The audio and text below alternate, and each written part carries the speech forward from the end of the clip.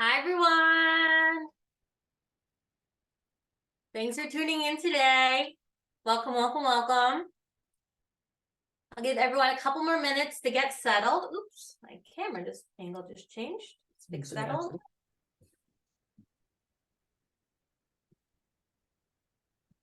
No, I would say we shouldn't. We shouldn't undo. Hi, everyone. So I'm just fixing my camera real quick. Just moved on me.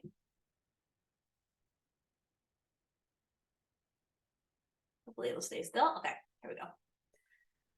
Oh, moving again. What's going on here? All right, so as you guys are getting settled and I'm fixing my camera here, why don't we start off in the chat where you guys are tuning in from?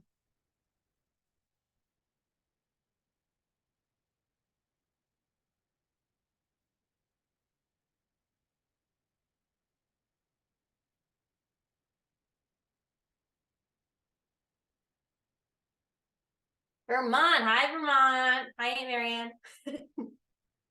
See my sister here. Fort Worth. Hi, everyone. Austin, New Jersey. Cool, cool. So, who also was here for my first class? We did salmon burgers, and the topic was heart health. So even if you missed it, you might have gotten the replay. And I always encourage everyone to sign up, even if you don't think you're going to be able to make it. This way you'll get the replay afterwards. So if you were in my last class, we did the nutrition education portion first, and then we did the cooking. We're going to do it a little flip today just because we have soup today. So we need to get that simmering for a little while. My name is Julie Lopez. I'm a registered dietitian and a chef, and I created Virtual Teaching Kitchen because I love marrying the dietitian world and the chef world together, and that brings you these free cooking classes, which I'm very excited about. So if this is your first time here, just a little overview about what the Teaching Kitchen is. So the Virtual Teaching Kitchen is designed to provide free virtual classes with nutrition education, making it accessible for all. So if you are on social media, I would love for you to follow at Virtual Teaching Kitchen. And if you share anything that you made today, definitely hashtag made with VTK. And if you made it later on and you want to share it on social, I would love that. I'd like to see what everyone is making.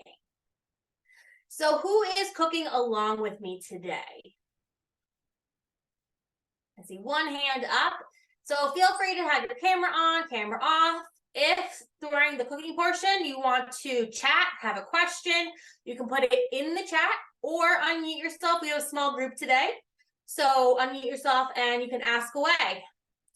I'm going to try to keep a nice slow pace for everybody. So if you move a little faster, you'll just be ahead of the game.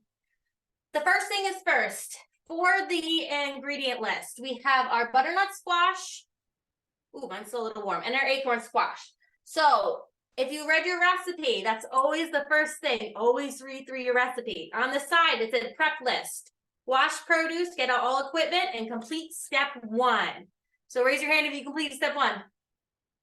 Woo! Okay. This is just going to make it easier for us. So mine are still a little warm, so I'm going to keep those on the side. And we're going to start with our mise en place. So the topic today is anti-inflammatory fighting foods. This is a perfect topic going into the holiday season, going into the cold season. We want to keep our immune system fully functioning and providing it with all the nutrients that it needs. So we're going to think about these anti-inflammatory foods, which we're going to talk about a little bit later. But first, we need to make sure our mise en place is ready to go. So mise en place is to make sure that everything is ready in its place, because by the time we get to the cooking part, we're just going to start putting things in and stirring and watching the temperature. Because if you are trying to do too many things at once and your onion's in the pan and you still haven't cut your squash yet, things are going to get a little complicated. Things might start burning. We don't want that. So first, we're going to start off with our onion. So I cut my onion a certain way. I don't know what is going on with this camera. Sorry about that, everyone. Oop. I think it keeps changing to landscape view, and but we're gonna get this to work. There we go. All right, so everyone can see both sides here, and then moved again. We might have a little bit of a crooked view. Sorry, guys. When you're a one-woman show and tech problems happen, you gotta kind of go with the flow here and adjust during the cooking. All right, hopefully that will stay there. Move my cutting board forward. Oh my gosh. Oh my, what is happening? All right, can everyone still see my onion? We're just gonna kind of leave it like that right now. So when you are cutting or prepping anything, you wanna make sure that you, sorry, I really don't know what is going happening right now. You want to make sure that you have a nice sharp knife. I'll just move my cutting board to make sure you guys can see it as we go. You want to have a nice sharp knife, and you want to make sure that you are holding your food properly so you're keeping your fingers safe. Again, I apologize. I don't know what's going on. Thank you. You can still see the video. Nothing is moving up top. I think it's thinking that it needs to adjust for like landscape view versus portrait view, but it doesn't need to. So we're going to keep it like this. Okay. All right, so first things first, when you're cutting an onion, you want to keep the root end intact. This is that root end. So when we cut through, you want to keep that root end intact because everything is connected to this root end. And once you cut both sides off, then you're just going to have pieces of onion flying all over your cutting board. So I am going to have my discard bowl right next to me.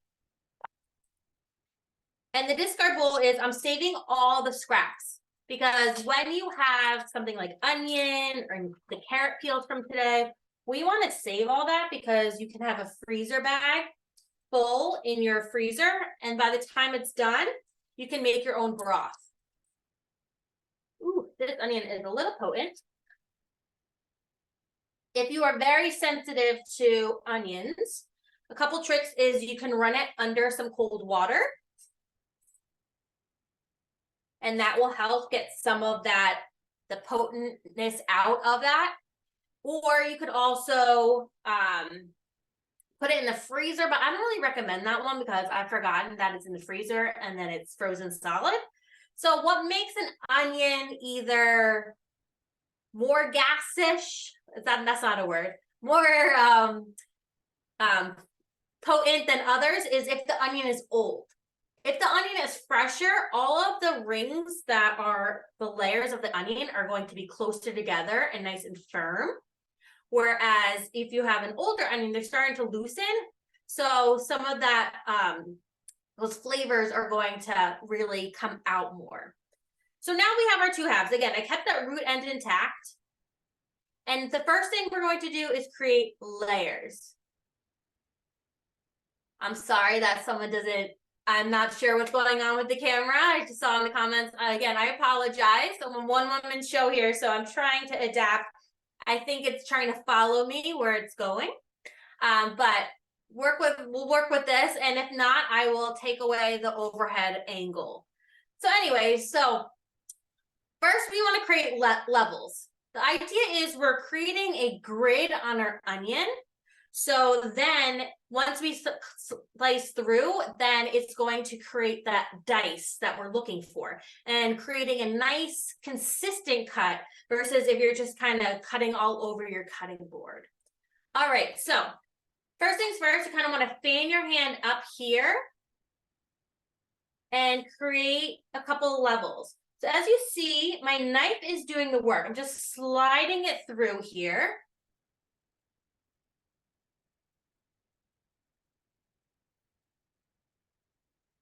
And I have some levels. Next up, we're going to go over the ridge. And again, everything's still nice and intact. So tip of the knife down, you'll see my hands are curled here. My fingertips are not out. Tip of the knife down, tip of the knife down. And we have a grid. So I'm gonna do that to the other half as well.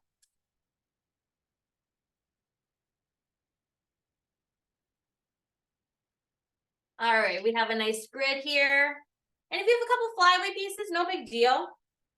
So now when we cut down, you're going to have a nice even dice. And if you see my knife, I'm letting my knife do the work. I'm not doing like a saw motion. Nice rocking motion. So again, when you go down, let your knife do the work. And when you get to the end and it's kind of hard to cut at this point, just create that flat side again. And you're going to dice through. And then all you're left is with this little bit, this nubbin for waste.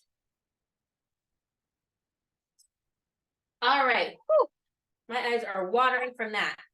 So I'm going to put all of our onion aside because I need some more room to cut on our cutting board.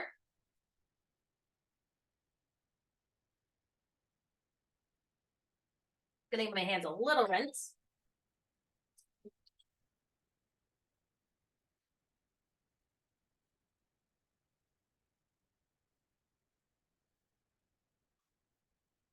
That onion was really potent. So this was an older onion, like I was mentioning. All right, so now we also have our carrots. We want to dice them. So with this recipe, since it is a soup, we want to make sure that our knife cuts are similar. They don't have to be perfectly the same. Or if you want to cook a little faster, a little bit smaller. So if you're working on your knife skills, I totally am okay with you going nice and slow. I am first peeling my carrot. Some people just scrub them really well. You don't have to peel them. I mean, it's really up to you. My one chef friend never peels her carrots. She just scrubs them really well.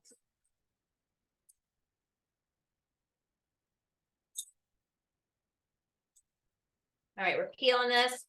So carrots last really long in your fridge. So there's something to always have on hand because you can cut them up, snack on them. They're always the base of like a soup or a stew, something to always have in your kitchen. All right. Saving those peels. So if you notice, I have 2 really big carrots and 1 smaller carrot. So when you're working with these larger carrots, a good rule of thumb is if it's longer than your knife, you want to make sure that you're cutting it down into more manageable sizes. So I'm going to actually cut this into thirds. Just trim off the ends here. So it's easier to work with. If you're trying to take this carrot and cut through the whole thing, it's not going to be as easy to, or it's not going to be as even of a cut. It's harder to cut through that. So we just need a rough chop here. So I'm just going to slice these in half. And this is where you can practice your rocking motion of your knife. So if you notice, again, I'm going to cut this in half. We have a nice flat surface on our cutting board to make it easier to cut. And watch my knife, if you can. The camera wants to come back to it. And my knife never leaves the cutting board. You see how it's this nice rocking motion? So I don't care how slow you go. I'd rather you do it properly. Cut this again in half. And the more you cook, the easier this is going to get. So what if you don't have time and you want to have a shortcut? What are some things you could do with these couple first steps that we're doing with our carrots and our onions? You could unmute yourself, you could type in the chat, whatever works for you.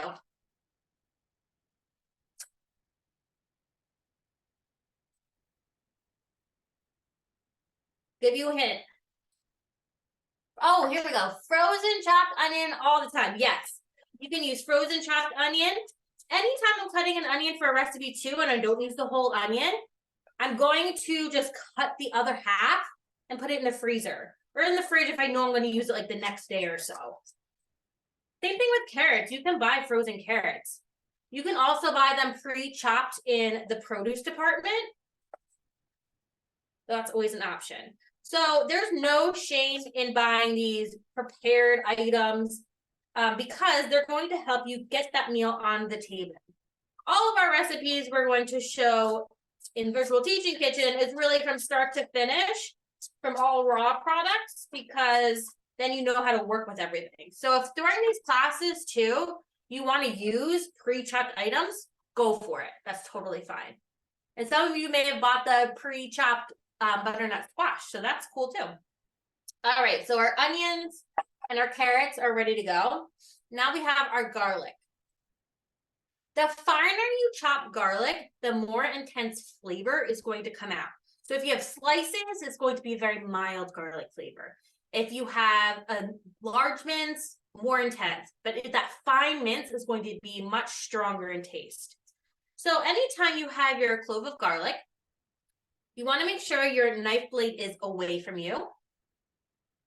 And you don't have to go crazy and bang it, but you just want to press so that skin will pop right off.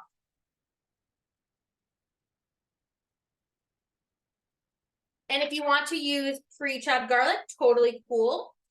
I just encourage you to use a little bit more than a recipe calls for, because those flavors, since it's been chopped and sitting there, they're going to be less intense. And garlic is one of my favorite ingredients, so the more the merrier, in my opinion. All right, so first I'm just going to run my knife through it and just start breaking it down so it's a little bit smaller.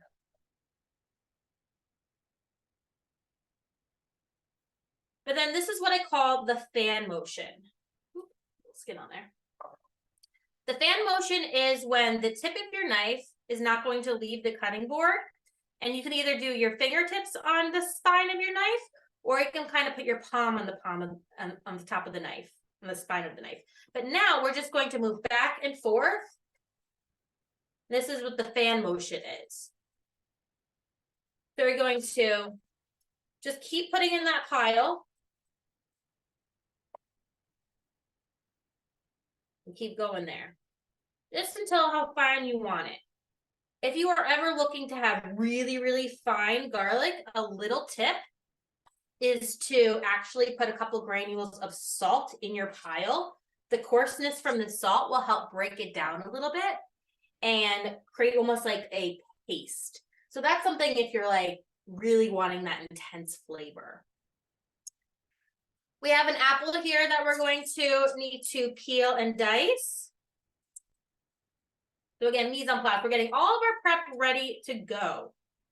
I'm using a Honeycrisp today. I like to use a sweeter apple in this application because butternut squash is going to complement, and acorn squash is going to complement that really well. Has anyone gone apple picking this season yet?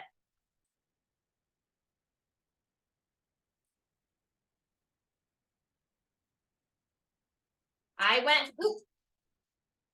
went recently, and the farm that we went to has some unique varieties. Has anyone heard of a zester? So we picked up a bunch of the zester apples, and they were noted to have like a hint of brown sugar, and they were so sweet. I think I actually like them even better than a Honeycrisp, which is saying a lot because I love Honeycrisp apples. So I have my apple here. To make it easier, instead of going right through the core, I'm going to cut around the core.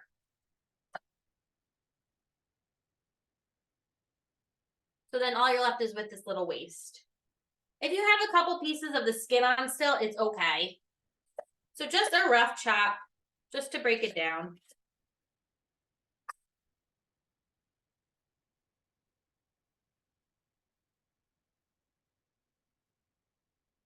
Those who are cooking along with me, how is the pace for you? Are we all on the same page here? Cool, got a thumbs up there.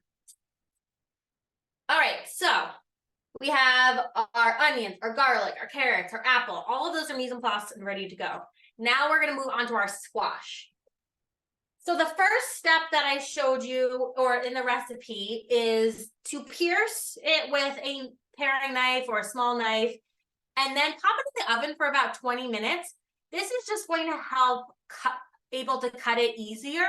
I just find that sometimes squash is a little intimidating because you're kind of cutting through and you're starting to hack and it's a little hard. So if you want to buy the pre-chopped, that's totally fine. If you want to even buy frozen, that is totally fine.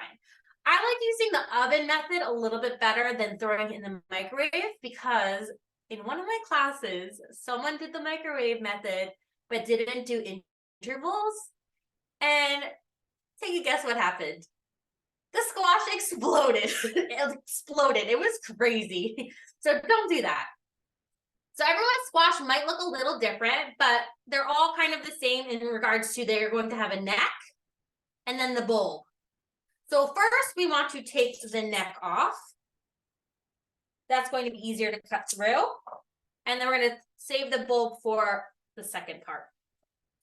So I cut off the top and now we have our bulb right here. So a couple things. Since we did put it in the oven, you can use your peeler and peel it. It is a little bit more challenging. So I like to just take my knife and try to go as close as I can because I don't want to waste any of this beautiful butternut squash. So this recipe too, you can do all butternut squash. You can do all acorn squash if you really wanted to. I just did both because I wanted to introduce some people to acorn squash if you've never cooked with it before. You also can buy smaller butternut squashes. They're actually called honey nut squash, and they're a little bit sweeter. So when you are choosing your squash, you want to make sure that you're looking for a nice kind of dull, but not shiny, but not super waxy kind of skin. And it should be firm to the touch. It should be heavy for its weight. And it should have a deep color. So if it has like a greenish color, it's not ready yet. And it should have that matte finish. No bruises, no little bumps or dents in there. So right now I'm cutting these into planks to make it easier for myself. And every time you're cutting, you want to create a nice flat surface.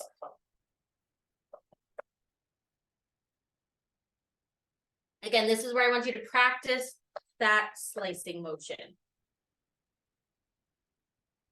I have another bowl here that I will add on my squash to as I'm cutting. What other varieties of squash do you guys like cooking with?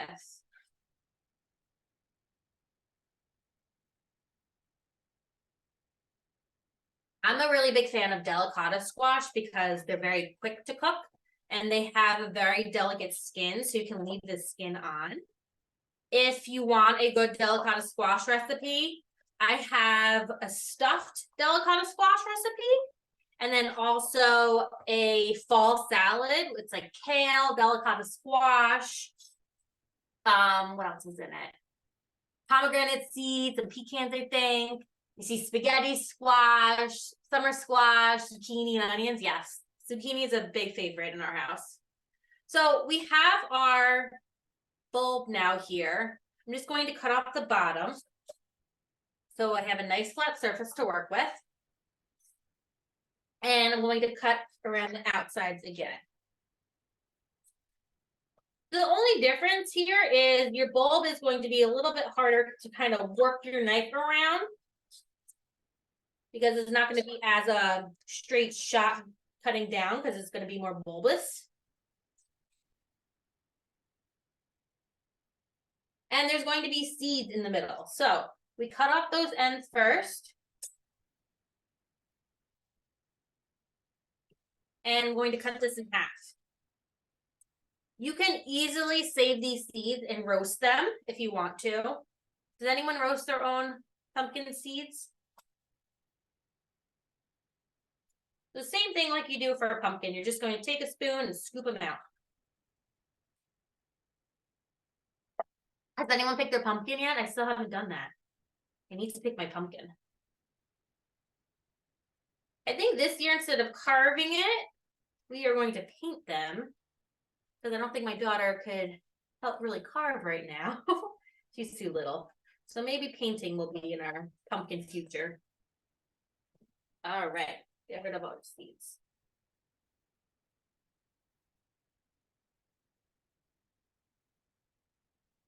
And same thing. So you're going to create your little planks and cut down. Squash or any of your squash, really, your pumpkins, your spaghetti squash, butternut squash, honey nut squash, all of them are really immune boosting, which we're going to talk about, anti-inflammatory properties. The dark hues in different fruits and vegetables are showing the different antioxidants, the different vitamins and minerals that are going to be beneficial to our health.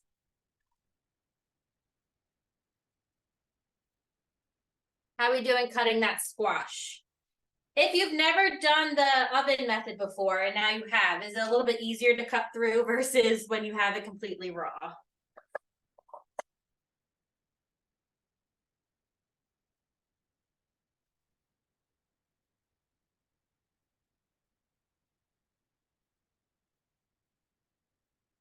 All right, so hopefully the camera is not too shaky for you guys and you're still able to follow along. I'm gonna have to figure out the back end, and they might have done an update where that follows you where you're going, and I think that's kind of what's happening. All right, butternut squash, done. Now moving on to our acorn squash. So this guy is a little harder to manage because it has all these ridges, but if you leave some of that skin on, it's totally okay. We're not gonna go crazy and get every little mark off, but same concept like you did for the bowl of the butternut squash. You're gonna cut the bottom off, cut the top off, and then we're going to work our knife around. If you have a really great peeler, you can even use a peeler if you want. But you don't want to go too far in because we do not want to waste any of our squash.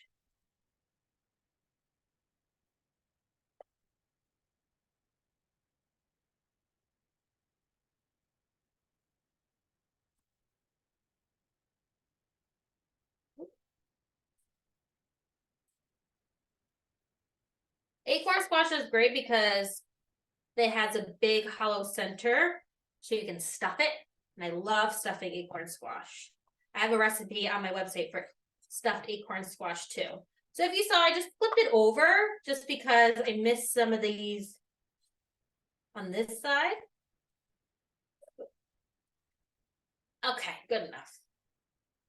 And then same thing, we are going to just cut this open and scoop out those seeds.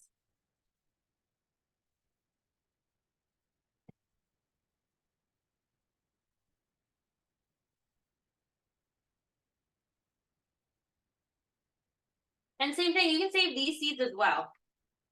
Don't be afraid to experiment with the different kinds of seeds. If you were to do your seeds to roast them, would you do more sweet or savory?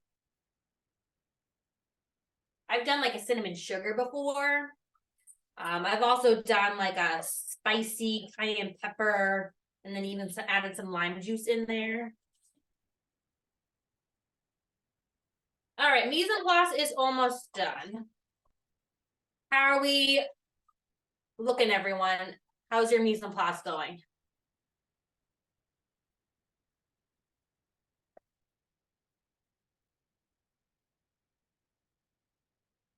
All right, get this last one ready to go. And I'm going to transition my cutting board station into my pot station in a second. So you might need to move over to your stove top.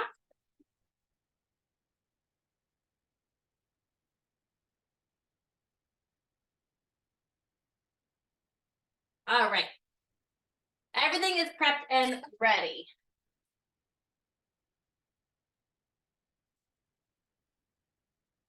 So I'm saying it out loud so I don't forget, but my garlic is on my cutting board and I'm moving my cutting board to the side. So do not let me forget to add it into our pot later. All right.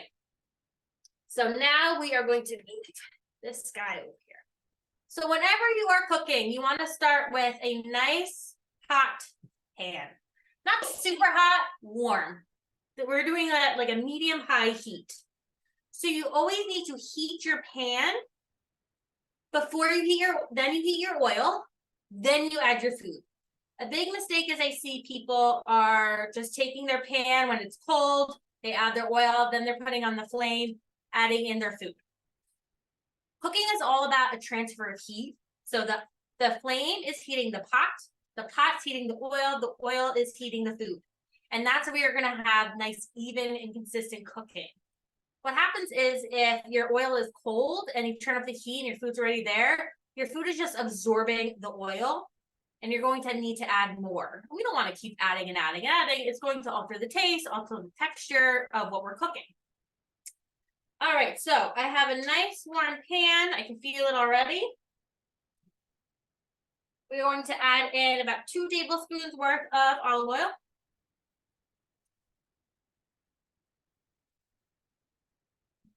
And let that get nice and warm. If you can see, you'll start seeing that it gets all shimmery and start pulling away from your pan a little bit.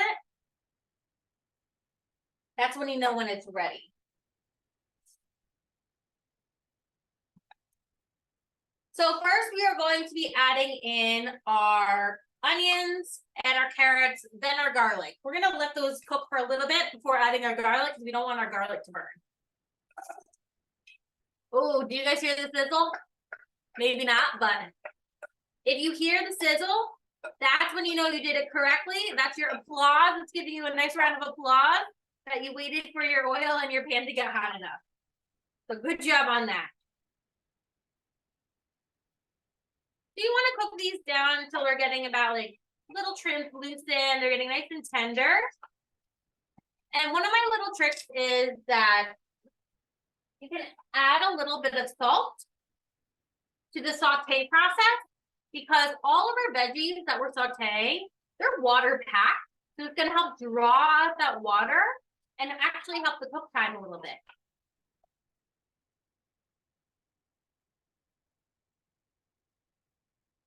All right, smells really good. I don't know about you guys. Can you smell the aromas of the onions cooking down? One of my favorite smells.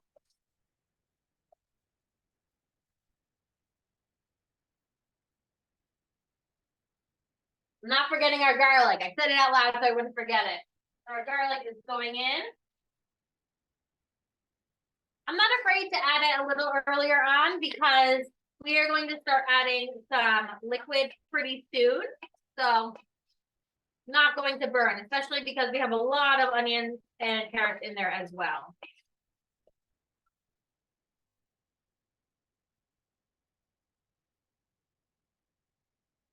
All right, so we're just gonna let that chill for a second. The next thing I want to talk about is our spices. So, one second. Our first spice that we are going to use is the garam masala. And this is a spice blend, including coriander, black pepper, cumin, cardamom, and cinnamon.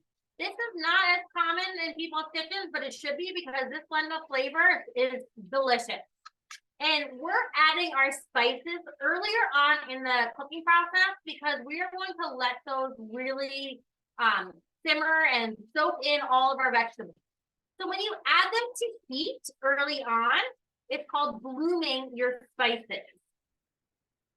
I'm going to turn on my little fan here so you guys don't get smoked out for the camera. When you are measuring, you want to make sure that you're not doing it over your pot.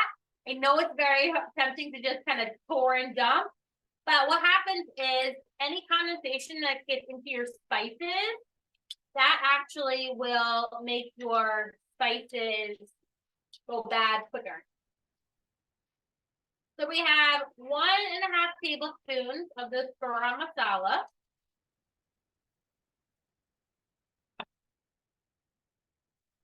And a pinch of our nutmeg. So I just do a little pinch. You never want to go too heavy-handed on the nutmeg because it's going to overpower. So now this is going to coat our veggies here.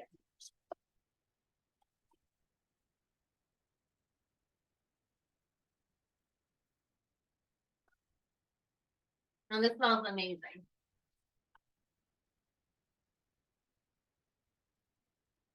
Okay, my onions are starting to get translucent. How are your onions looking? Smells amazing.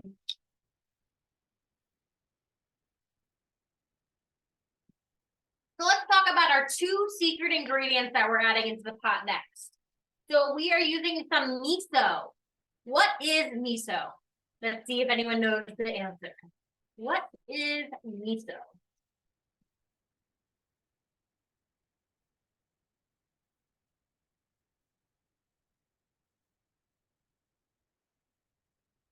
Say what it looks like.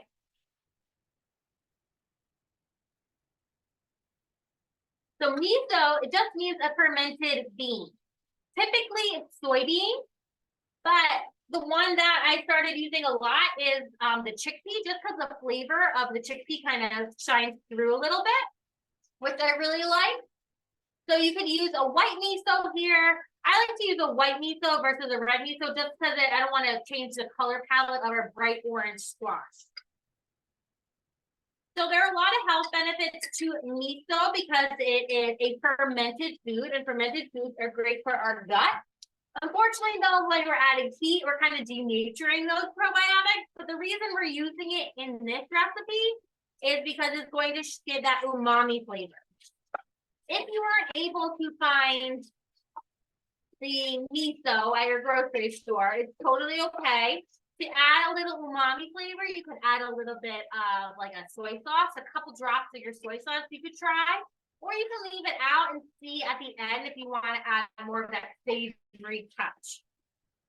But I like miso too because it lasts long in your fridge. I would say a good couple months, and it's also fermented. So what are some ways that you can use it besides miso soup? Because we all know miso soup.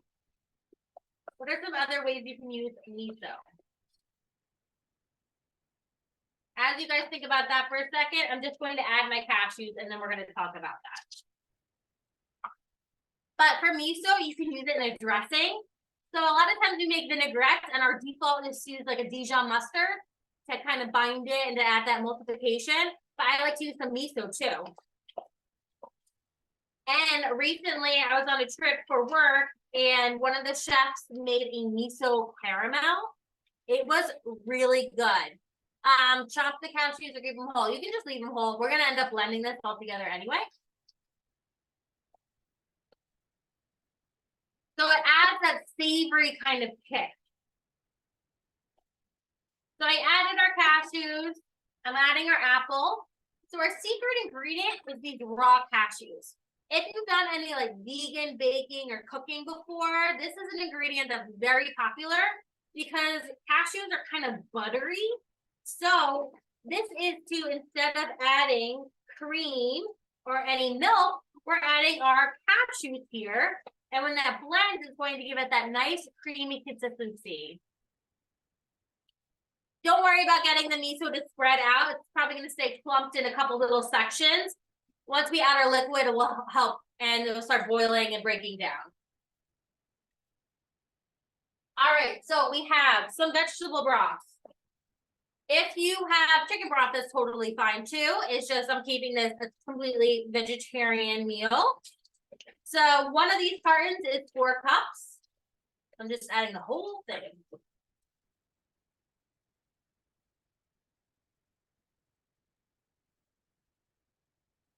I just wanted to add my liquid right now because I started seeing a little bit of the bottom of my pan getting a little dark. So I wanted to make sure that added some moisture there before things started burning a little bit. And now we're going to add in all of our squash. So be gentle and careful if you already added in some liquid here. So instead of just adding more broth, that's going to add more salty flavor. I'm using some water too. So the recipe says 2 cups of water, but essentially we want it to cover our squash. So it really depends on what size squash you had and how much it yielded. So I'm going to add a little bit more water.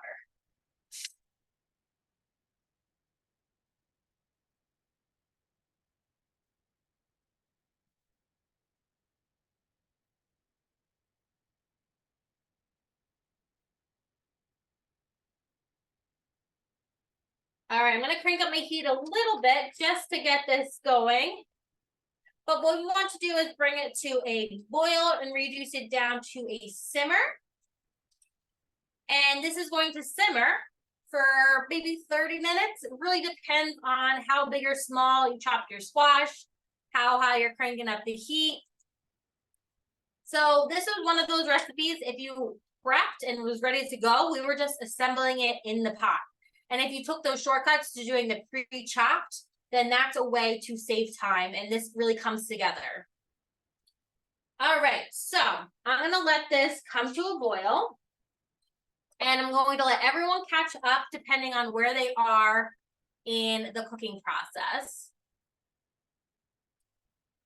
And we are going to move on to the education portion. But before we do that, does anyone have any questions, or we're all good? Everyone's pot is going to come up to that boil and come down to a simmer. We're gonna let that go for a little while. So cutting squash. Okay, take your time.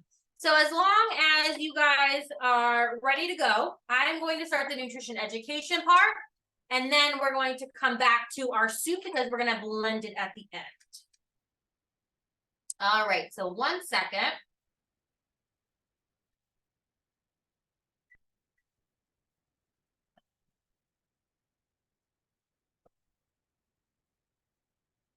Just always keep an eye on your soup. You don't need to constantly stir it, but you don't want to. You want to make sure that there's still enough liquid so things aren't condensing too much.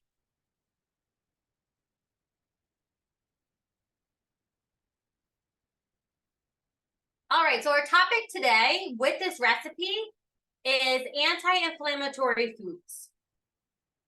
And that's a topic that I feel like people say a lot, but don't really know about.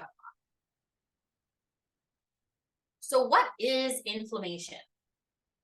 Inflammation is part of the body's defense mechanism and plays an important role in the healing process. So when your body detects like an intruder, it attempts to remove it through a biological response. So the intruder can be a foreign body, like a splinter in your hand or foot, wherever, or an irritant or pathogen, like a bacteria or virus. And your body is going to detect that and attempt to remove it. So sometimes the body perceives its own cells or own tissues to be harmful in error. So this reaction, though, can lead to an autoimmune disease like type 1 diabetes. And people with these types of condition often have higher levels of inflammatory markers in their body. So what causes inflammation? Type in the chat, what are the things that you think impact inflammation?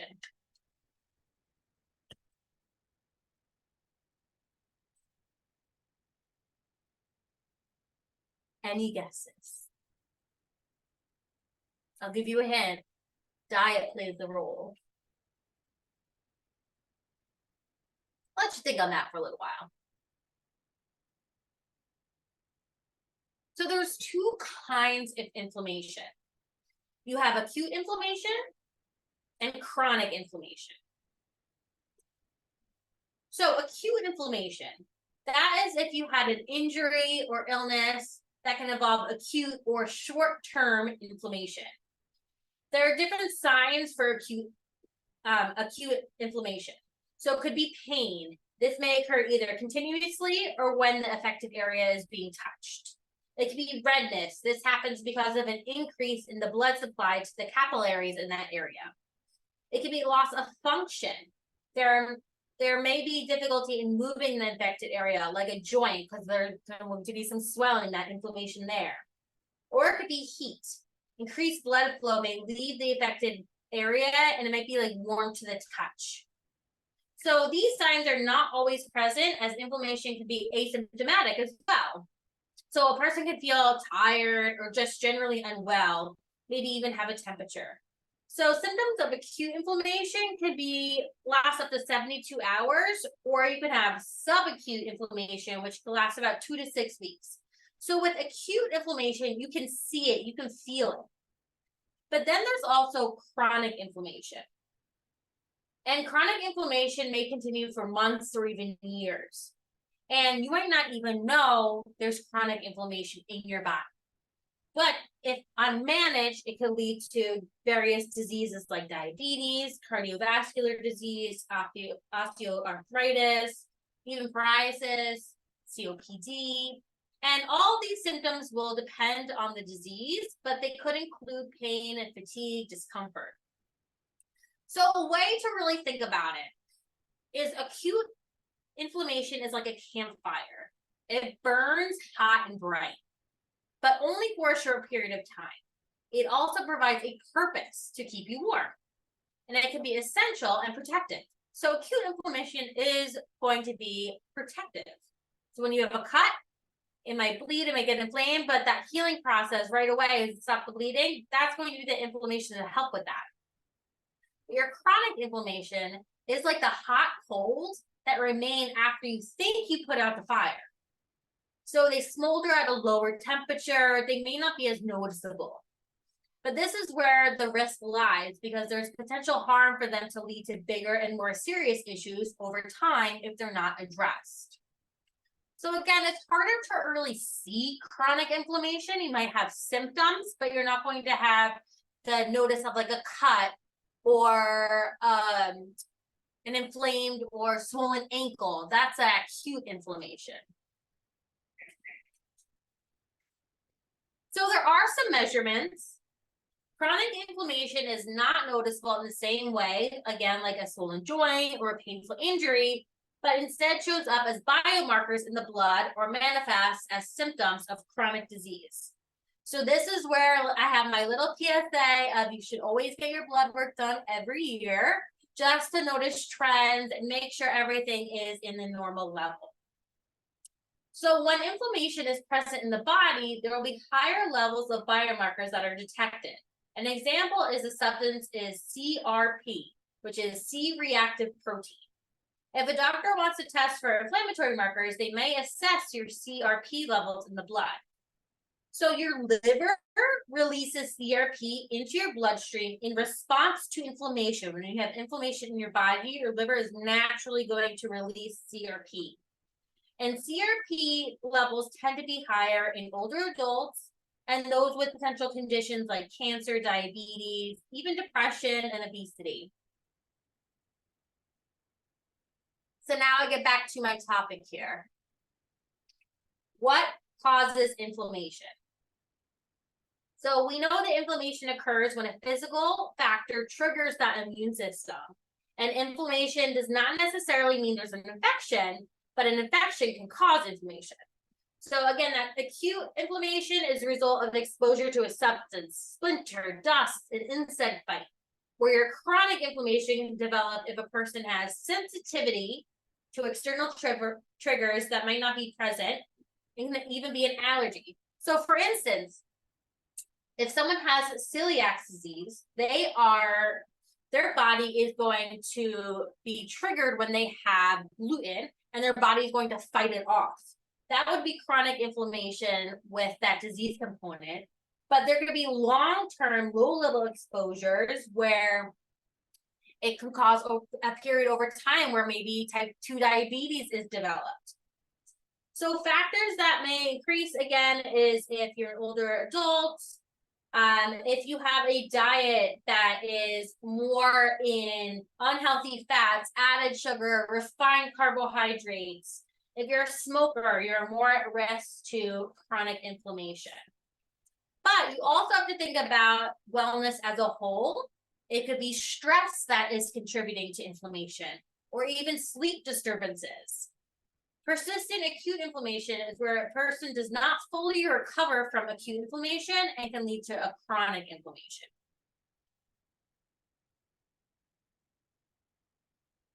So can diet play a role? Yes, a diet is a big component of a role in managing inflammation. Wholesome, nutritious food is essential to good health, and what we eat can play a role in minimizing inflammation and supporting anti-inflammatory pathways in the body. So soup, like we're making today, is an example of an enjoyable way to increase our intake of essential nutrients. Let's take a closer look now at specific categories of nutrients that can really help with an anti-inflammatory diet.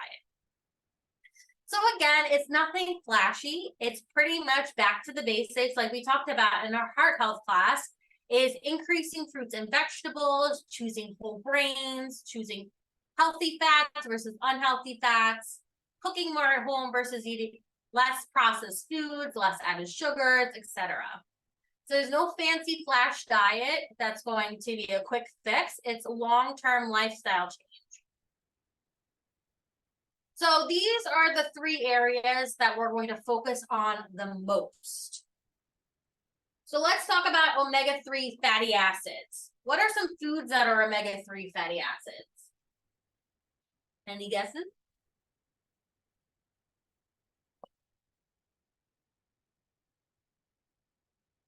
Walnuts, good.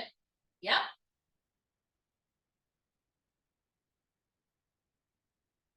Salmon, yep. I mean, you can take a look at the picture that kind of gives you the hint. So there are 2 forms of this essential fatty acid, those omega-3s. And they can be found in foods such as fish and seafood, and nuts and seeds, avocados and oils. Other foods may contain smaller amounts, but these fats work to slow inflammatory pathways and combat inflammation in the body. So when you are consuming these, they are fighting that pathway of the inflammatory pathways in your body. So they're combating that. So it is recommended to enjoy seafood at least 2 to 3 times a week. Choosing nuts and seeds, it can be in the form of a nut butter. It could be adding seeds like a sesame seed, tahini, add a little crunch, like you can add some pepitas or pumpkin seeds on top of our soup today. Pairing nuts with fruit is going to be a more balanced kind of snack. What's next to the chickpeas? Are you talking about the little brown bowl here? The little like little dots? Those are chia seeds. Chia seeds are really packed with omega-3 fatty acids, and the serving size is pretty small. Not sure if you've heard of chia seed pudding, or you can add chia seeds to smoothies. They add that little crunch factor. Flaxseed are also a really great source of omega-3 fatty acids as well. Any more questions about those omega-3s? So next up, we have our polyphenols and antioxidants. So we need our antioxidants to fight the oxidants that are causing the inflammation. So this is a really broad category of components. And your polyphenols and antioxidants don't contribute to calories in your diet, but they provide other essential things for our bodies, like those vitamins and minerals. You might hear polyphenols be called phytochemicals, but they're abundant in our plant food. And again, it's what those colors are bringing in, and those polyphenols, those antioxidants. There are over 8,000 identified polyphenols that could be a source of dietary antioxidants. So their job, those antioxidants, is to help combat damage from free radicals. So these free radicals that enter our body contribute to the overall inflammation, plus these antioxidants support overall health. So in these classes, you'll start to see a lot of plant focus and plant forward. It's not necessarily meaning plant-based where all you're eating is plants, but we want to include more plants into our diet because of these properties. So a high antioxidant focus and coming from those plants will help a lot with disease prevention. It will help combat the inflammation in our bodies. And lastly, fiber is another big one to fight inflammation. And most Americans are not consuming enough fiber. So ingredients like in a soup and stew, like your vegetables, can contribute to both soluble and insoluble fiber to our diets. They can support your gut health along with feeling full.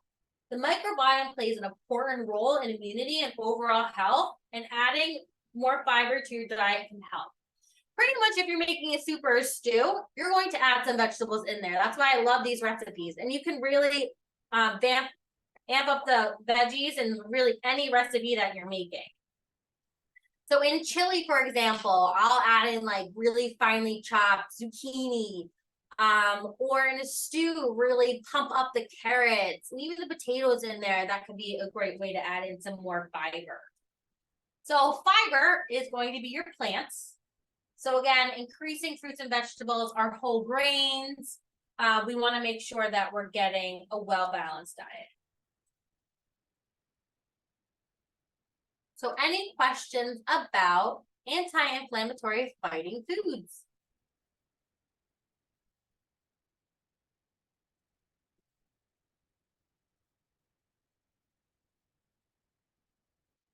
All right, how's everyone's soup coming? Mine, it just went, I wasn't paying attention and mine kind of went up to a boil. So I'm going to turn that back down to a simmer. I had my lid on for a little while just to make sure the steam doesn't steam up my camera. But you don't have to have your lid on.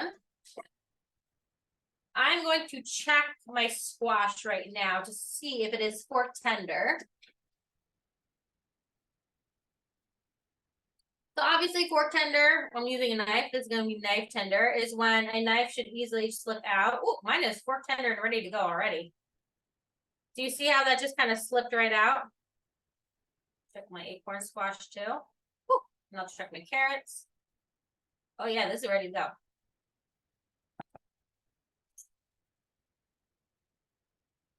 So if you notice, I haven't added any salt besides adding it to a little bit for our vegetables during sauteing. I am going to add a little pepper here. But I'm going to wait to the end to add some salt because we have some salty ingredients. The miso is bringing that saltiness. And also our vegetable broth is going to bring some of that saltiness. All right, I'm going to turn mine off. You guys might be still simmering and that's okay. I'm going to move this here. And we need to bring on our blender. So if you have an immersion blender, that's really great for soup recipes because you can stick it right in the pot and then just make it creamy there. I don't have my immersion blender today, so I'm going to use my blender. So anytime you have a hot liquid, you never want to fill your blender all the way up to the top. And you could even vent it a little bit by taking off that top here and just putting a towel over so some of that steam comes out. You never want to just leave it unattended when you have a hot liquid because if you do, this is going to pop right off and you might have some soup on the top of your ceiling. And that's not going to be fun. All right. So I'm going to do this in batches, but I'm going to take some of our beautiful veggies.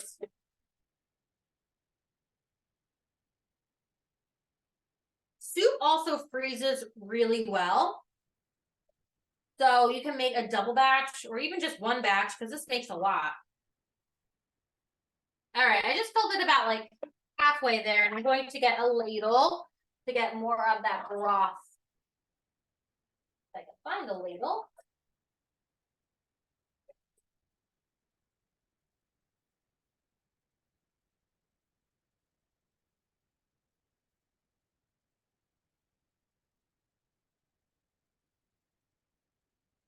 All right, so we're gonna add some of this in here. It smells really good. Does your kitchen smell good?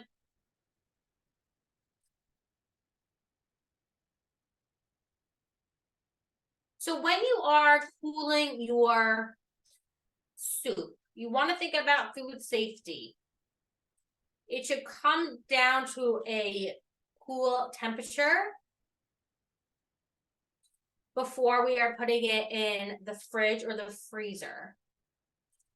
And if you are storing it in the freezer, I like to do the mason jars just because they line up really nicely in my freezer. Or you can even do Ziploc bags and then lay them flat, freeze them, so then easy to stack. But if you were doing it in a container or like a mason jar, you always want to leave some room before you seal it. So you shouldn't fill it to the brim, because what happens when it freezes is going to expand, and you do not want like a mason jar or something shattering in your freezer. That would not be good. All right. I'm going to mute myself for a second just because I don't think you guys want to hear my blender going crazy.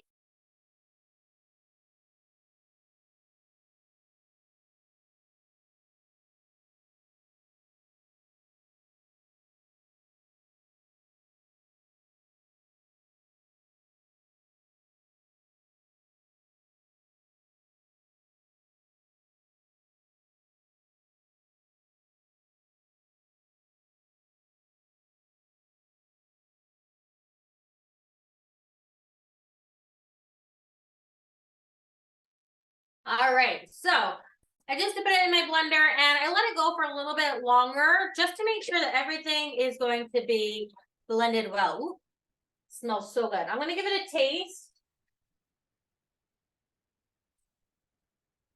Just to make sure I don't need to adjust any seasonings before I start blending more. Oh no, that's perfect. I don't think it needs any more salt. You can taste that garam masala coming through. It balances with the sweetness coming from the squash and the apple. All right, so you guys don't have to watch me blend the rest of it.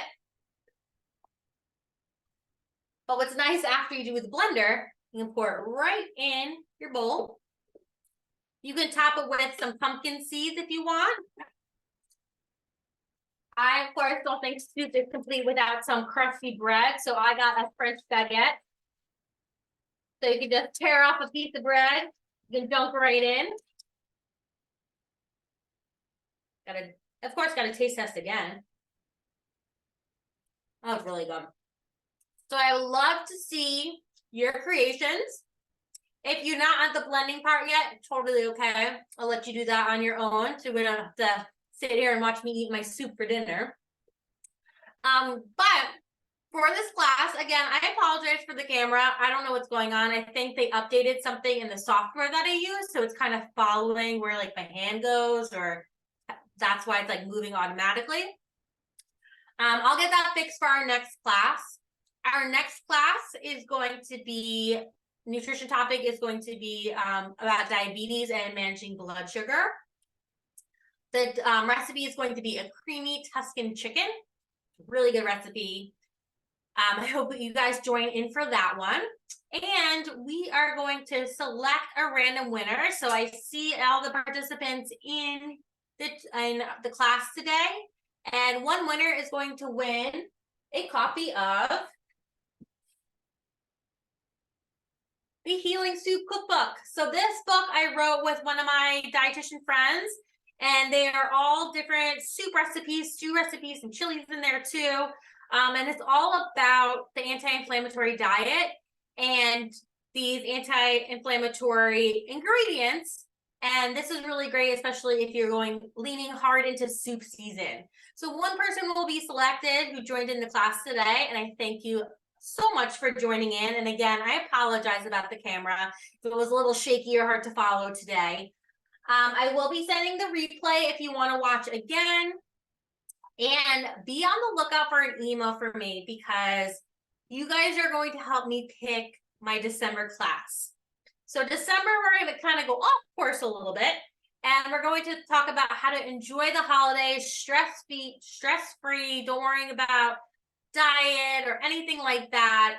I'm not saying go crazy, but really how to manage that in a healthy, mindful way. So our recipes are, we're deciding between some sugar cookies or some gingerbread cookies. And look out for an email from me, because there's going to be some voting taking place, and you guys are going to help me decide which one we are going to do. And of course, with that, we are going to decorate them. But what I like about these two recipes, both of them are a quick version of both, and we're using a food processor to help with our dough. And I feel like people are not used to doing it that way. So it's a fun little class for that. Also in that one, we will be giving out another cookbook because those recipes are from a cookbook from a woman who I had the pleasure of testing all of her recipes. So she gave me a copy of her book to give away for this class, and I'm very excited. So again, December recipe will be coming, or class will be coming out soon, depending on how we're going to vote. It'll be some cookies. Next class will be some creamy Tuscan chicken. And right now you guys are going to be enjoying some soup. So thanks again for joining. If you did make a recipe, make sure to post it on social media. I'd love to see. And you can do the hashtag #MadeWithVTK, tag Virtual Teaching Kitchen. And again, thanks for coming. And if you want to unmute, say hi, show me what you made. I would love to see it.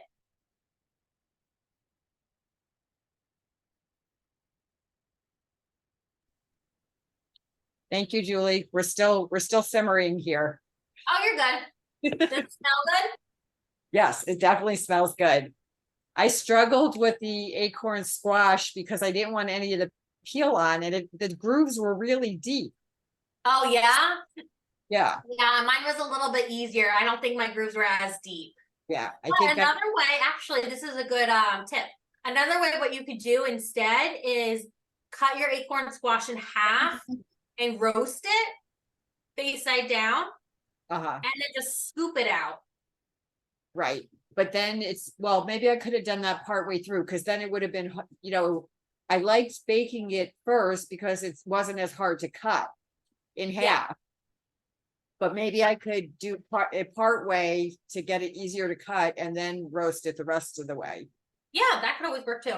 That's the only way that I've ever cooked acorn squash, is just to roast it half, half and half on the cookie sheet. Because the skin is edible in acorn squash too. You don't have to peel it, but something like a soup, I don't want that grittiness and the color changing. Right. So that's why I decided to peel it. But the butternut squash was definitely easier to peel and cut by doing it that way. I had never done it that way. I'd always struggled just to cut it. I know. So that's why a lot of people default to just buying the pre-chop, but it's so much more expensive. So I'd rather buy the whole butternut squash.